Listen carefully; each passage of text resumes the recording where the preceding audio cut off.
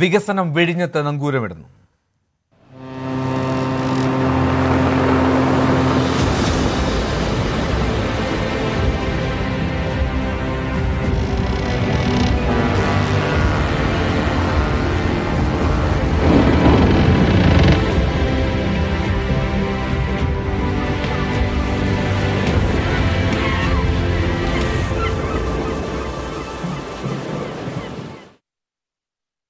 തുറമുഖ ഉദ്ഘാടനവുമായി ബന്ധപ്പെട്ട് പരസ്യങ്ങളിൽ കേരള സർക്കാരിനെയും മുഖ്യമന്ത്രിയെയും വെട്ടി കേന്ദ്രം.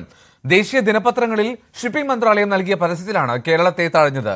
ഇത് വിവാദമാക്കേണ്ടതില്ല എന്ന നിലപാടിലാണ് സംസ്ഥാന സർക്കാർ. അതേസമയം ഉദ്ഘാടനവുമായി ബന്ധപ്പെട്ട് പ്രതിപക്ഷത്തിന്റെ അതൃപ്തി തുടരുകയാണ്.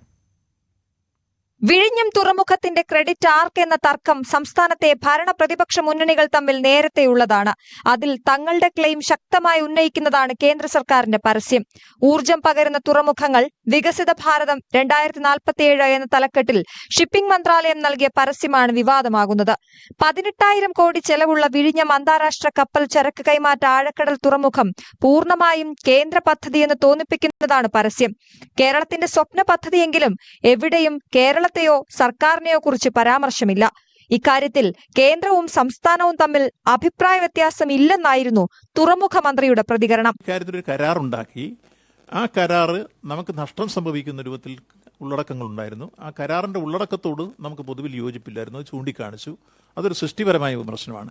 എന്നാൽ കരാറ് നിലനിർത്തിക്കൊണ്ട് മുന്നോട്ട് പോകുന്ന ലൈനാണ് ഇടതുപക്ഷ ജനാധിപത്യ ഗവൺമെന്റ് സ്വീകരിച്ചത്. അവർ കല്ലിട്ടു എന്നുള്ളതൊഴിച്ചാൽ നിർമ്മാണ പ്രവർത്തനങ്ങളൊന്നും നടന്നില്ല. കല്ലിട്ടു എന്നുള്ളത് കൊണ്ട് 10 നടക്കണമെങ്കിൽ പാലക്കാട് ഇപ്പോൾ കോച്ച് ഫാക്ടറിയിൽ ജോലിക്കാർ തുടങ്ങേണ്ടതല്ലായിരുന്നു. പ്രതിപക്ഷ നേതാവിനെ ഉദ്ഘാടന ചടങ്ങിൽ ക്ഷണിച്ചതുമായി ബന്ധപ്പെട്ട വിവാദങ്ങളും തുടരുകയാണ്. ഇങ്ങനെ ക്ഷണിച്ചാൽ ആരെങ്കിലും പോകുമോ എന്നായിരുന്നു VN വാസവന്റെ ക്ഷണത്തിന് പ്രതിപക്ഷ നേതാവിന്റെ പ്രതികരണം. ഇതെല്ലാം വെറുതെ, അത് ജനങ്ങൾ പ്രതിഷേധിച്ചപ്പോൾ, രാഷ്ട്രീയമായും എല്ലാ പ്രതിഷേധവും ഉണ്ടായപ്പോൾ അത് മറച്ചു വെക്കാൻ വേണ്ടിയിട്ടാണ് ഇങ്ങനെ അവ്യക്തമായ ഒരു കത്തയച്ചിരിക്കും. ഞാൻ പറഞ്ഞല്ലോ, എനിക്ക് പരിഭവമില്ല, പരാതിയില്ല. ഇങ്ങനെയല്ലാതെ എങ്ങനെ ക്ഷണിക്കുമെന്ന് സർക്കാരും ചോദിക്കുന്നു. ഇല്ല, മറുപടി ഇങ്ങോട്ട് വന്നില്ല.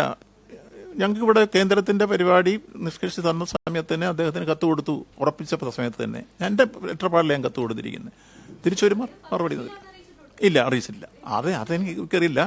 നമ്മൾ കത്ത് കൊടുത്തിട്ടുണ്ട്, കേന്ദ്രത്തിന് അയച്ചു കൊടുത്തു. ആ പേര് പ്രതിപക്ഷ നേതാവ് വിട്ടുനിൽക്കുമെങ്കിലും കോൺഗ്രസിന്റെ MPയും MLAയും ഉദ്ഘാടന ചടങ്ങിൽ പങ്കെടുക്കും.